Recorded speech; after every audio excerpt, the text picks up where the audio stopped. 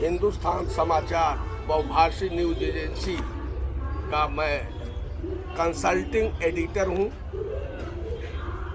और उसके पहले प्रयागराज में मैं नॉर्दर्न इंडिया पत्रिका का चीफ रिपोर्टर रहा, दैनिक जागरण का आउटपुट हेड रहा और वर्तमान में लखनऊ मेरा केंद्र है और कार्यस्थल उत्तर प्रदेश के अलावा संपूर्ण भारतवर्ष है।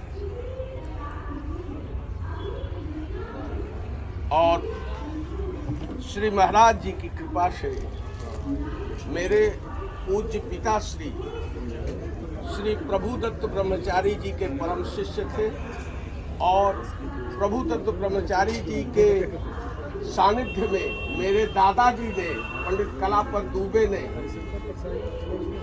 1940 में प्रयाग की पंचकोशी परिक्रमा का किया था और पैदल किया था। उसके बाद प्रभुदत्त ब्रह्मचारी जी के साथ मेरे पूज्य पिताजी ने किया परिक्रमा और जब मैं बच्चा था तो प्रभुदत्त ब्रह्मचारी जी ने, मेरे पिताजी ने उस समय 1946 में संस्कृत में ऑल इंडिया टॉप किया था। तो पूज्य प्रभुदत्त ब्रह्मचारी जी जब हम उनके पास गए, गोदी में बैठा कर मुझसे कहा कि शेष नारायण की तरह पढ़ाई करना। शेष नारायण प्रभुदत्त ब्रह्मचारी जी जब आए तो मेरे पिताजी की इच्छा थी, वो बुजुर्ग हो गए थे, उन्होंने कहा कि ये गुरु जी की ने एक परिक्रमा की थी और तुम अब इलाहाबाद यूनिवर्सिटी से पढ़ चुके हो, तुम भी इसकी शुरुआत करो। तो तत्कालीन कुछ संतों के साथ जहां हम लोग कल दुर्वासा आश्रम गए थे, वहां के पूज्य संत श्री रंग रामानुजाचार्य जी महाराज और यहाँ बधुआ पर देवरा बाबा के सर्वेश्वर प्रपन्नाचार्य जी महाराज और रसूलाबाद घाट के पास एक त्यागी जी महाराज थे। इन तीनों लोगों का सानिध्य मिला। बाद में आशीर्वाद मिला पूज्य शंकराचार्य स्वामी श्री वासुदेवानंद जी सरस्वती का। बाद में यहाँ के कमिश्नर बने सदाकांत जी, उनका भी सानिध्य मिला, वो भी परिक्रमा में चलने लगे। दूरदर्शन, टीवी सबका सानिध्य मिला और वो परिक्रमा चली, काफी वर्ष चली। लेकिन जब मैं प्रयाग से चला गया, दैनिक जागरण कानपुर में आउटपुट हेड बना, उसके बाद वो परिक्रमा स्थगित हो गई। फिर पूज्य स्वामी जी ने जैसे ही ये 19 का कुंभ आना शुरू हुआ, आपने आवाज उठाई, आपने मुझे बुलवाया, मैं बड़ा खुश हुआ और आया और आपने शुरू किया। तब से मैं लगातार आपके सानिध्य में, चाहे मैं जहां रहूं, देश के जिस कोने में रहूं, आपका आदेश मिलता है, मैं हाजिर हो जाता हूं। और मेरा मानना है कि ये माघ मकर गत रब जब होई, तीरथ पति आउ सब कोई, देव दनुज की नर नर श्रेणी, सादर मज्जन सकल त्रिवेणी।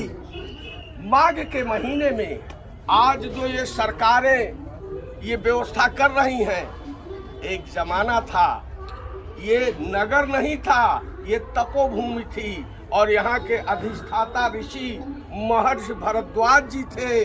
और माघ के महीने में सारे ऋषि, सारे महात्मा, देव दनुज की नर नर श्रेणी सभी यहाँ इकट्ठा होते थे और पूरे माह कल्पवास करते थे। पूरी व्यवस्था महर्षि भरद्वाज जी किया करते थे। आज जो सरकार व्यवस्था कर रही है, ये सारी व्यवस्था महर्षि भरद्वाज करते थे। और महर्षि भरद्वाज वो ऋषि हैं जिन्होंने दुनिया को पहला टेस्ट ट्यूब बेबी दिया था। पहला टेस्ट ट्यूब बेबी महर्षि भरद्वाज ने दिया था। द्रोणाचार्य को कमंडल की द्रोण से पैदा किया था। द्रोण माने नली होता है, कमंडल की जो नली, उसी को आज हम कहते हैं परख नली, अंग्रेजी में कहते हैं test tube. Test tube baby जो है वो परख नली जो है, वो नली वही है द्रोण।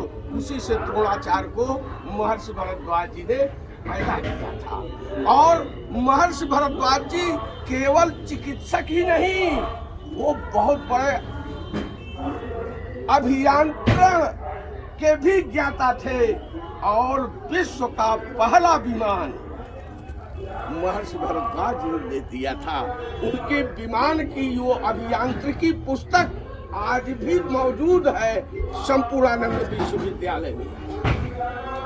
विमान विज्ञान के वो प्रणेता थे और यह वही तीर्थ स्थल है जहाँ राजकुमार राम आ करके आए तो, लेकिन जाते हुए मर्यादा पुरुषोत्तम भगवान राम बने।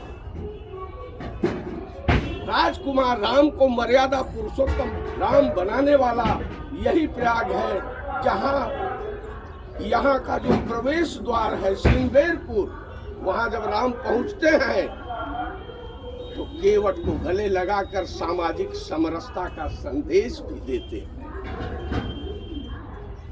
तो ये तीर्थराज प्रयाग माघ के महीने में सारे तीर्थ यहाँ इकट्ठा हैं, सारे देवता दानुज किन्नर नर सब इकट्ठा हैं। ऐसे समय में जब हम इनकी परिक्रमा करते हैं तो एक साथ सारे देवी देवताओं की, सारे तीर्थों की हम परिक्रमा कर लेते हैं। और यह परिक्रमा का जो पथ है वो पूर्व में दुर्वासा ऋषि जी हैं और पश्चिम में बरखंडी महादेव जी हैं, उत्तर में पड़िला महादेव जी हैं और दक्षिण में पर्णास ऋषि का आश्रम है। ये चारों जो केंद्र हैं इनका जब हम परिक्रमा कर लेते हैं, यानी मैंने तीर्थराज प्रयाग की परिक्रमा कर ली और तीर्थराज प्रयाग के साथ सभी देवताओं की, सभी तीर्थों की परिक्रमा एक साथ संपन्न हो जाती है। हर हर महादेव।